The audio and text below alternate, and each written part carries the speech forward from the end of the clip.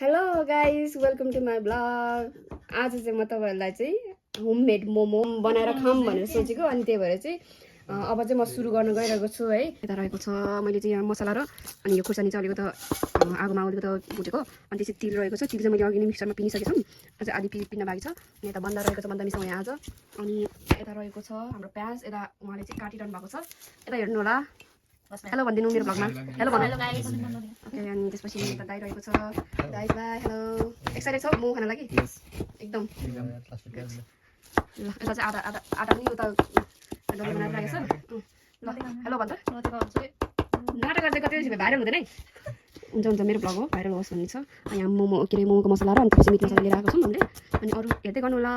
मैले चाहिँ यहाँ लसुन चाहिँ किन्न गइरहेको छ। अनि चाहिँ यहाँ देख्न सक्नुहुन्छ प्याज, धनियाँ बन्दा छिर्दैछ। मसित चाहिँ हाम्रो यहाँ आजको मसला पनि धनियाँ तिम्रो सबै अचार बन्दैछ मोमोको अचार। अनि मैले यहाँ प्याज हालेँ, अनि चाहिँ लसुन पनि थोरै गरेको छु। अनि त्यसपछि यहाँ के अरे के भन्छ यो टमाटरलाई चाहिँ पकाउनको लागि पियाज दिनु भएको छोपेर नुन हालेको माथि साह्रै पाएको छैन। अनि टन्नै हाल्नुपर्छ अचार चाहिँ।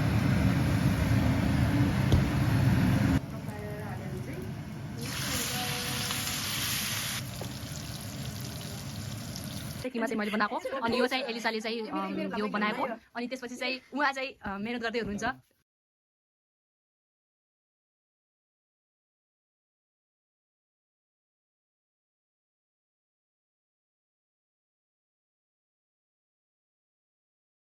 Okay cheers guys, cheers.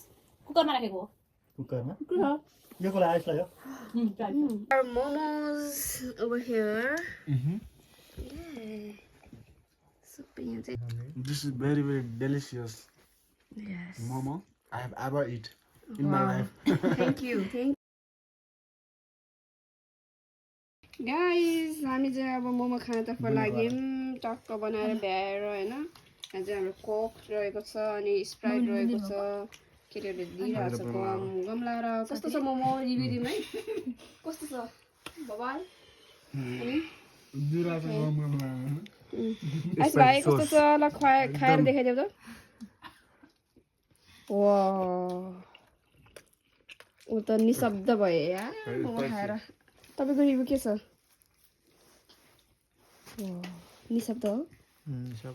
Guys हेर न यार, त्यसो त स्प्राइट हुन्छ। फुल्ली डिप फ्रिजमा राखेर यस्तो भएको छ।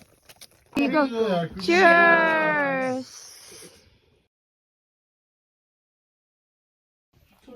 Bye bye guys, thank you for watching my vlog. आजको लागि यति नै। Bye bye.